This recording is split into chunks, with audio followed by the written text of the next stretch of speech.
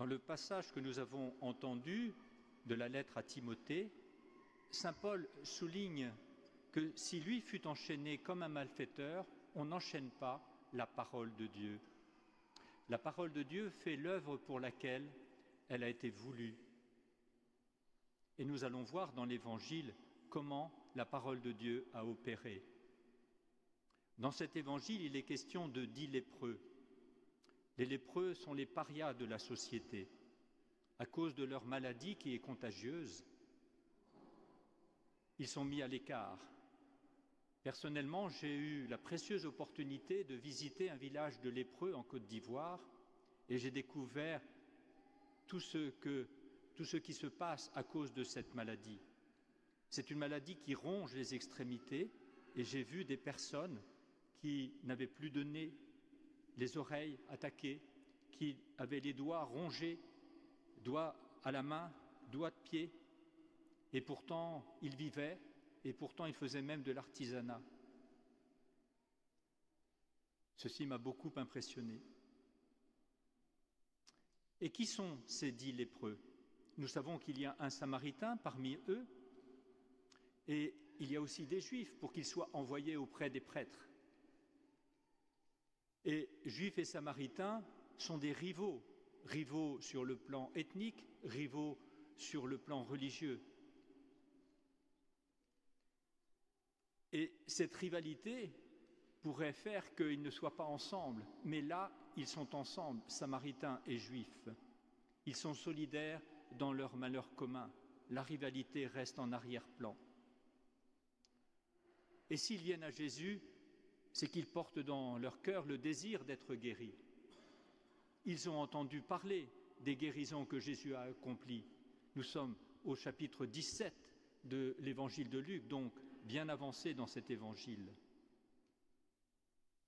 Ce qui est étonnant, c'est la parole que Jésus leur adresse, à leur demande, que Jésus prenne pitié d'eux. À la différence d'un certain nombre d'autres guérisons, là, il n'est pas question de Jésus qui dit « sois guéri ». Jésus leur dit « allez voir un prêtre ». Cette parole est surprenante. Elle fait référence dans l'Ancien Testament au livre du Lévitique, où il est dit que, en cas de maladie de la peau, eh bien, il faut se présenter au prêtre pour qu'il donne son verdict, pour savoir si c'est la lèpre.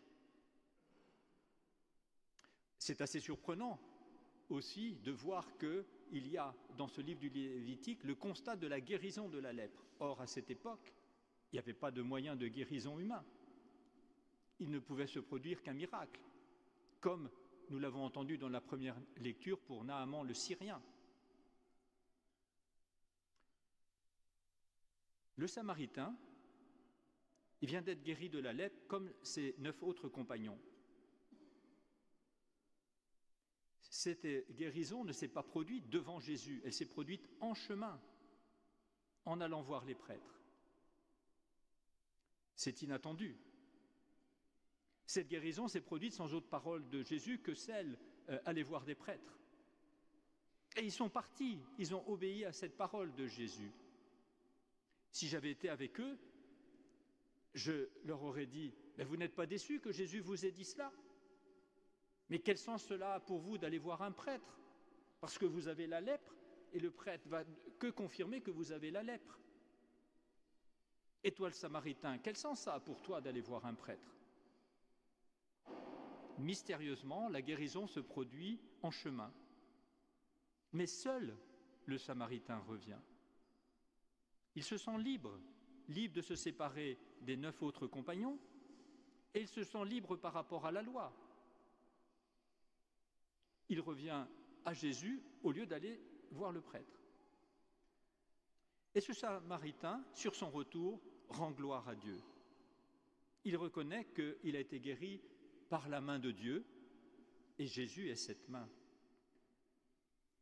Et au passage, si nous avons reçu une grande grâce de Dieu, est-ce que nous l'avons glorifié en retour? Est-ce que nous sommes revenus à lui?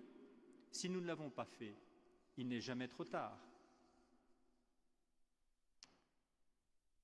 Prenons la parole que Jésus a dit à la fin à ce Samaritain, « Relève-toi et va, ta foi t'a sauvé », elle a une grande portée. Relève-toi et va, c'est comme si Jésus disait à ce Samaritain, « Tu es libre maintenant, tu peux reprendre ta place dans la société, toi qui étais un paria. » Et Jésus a ajouté, « Ta foi t'a sauvé ». Une petite explication sur le mot « sauver » qui vient du grec « sozo » et qui a un double sens, le sens de guérir et le sens de sauver. Le même sens que le nom en hébreu de Jésus, Yeshua. Et le sauver, à l'époque, ça avait le sens d'être arraché à la maladie. Mais dans la bouche de Jésus, il y a bien plus. Nous savons que Jésus nous a sauvés de la mort éternelle en nous pardonnant nos péchés. Et ce Samaritain repart avec cette parole de Jésus. Et Jésus parle de sa foi. Ta foi t'a sauvé. C'est-à-dire qu'il y a cette reconnaissance de la part du Samaritain qu'il a reçu son sozo, sa guérison, son salut en Jésus.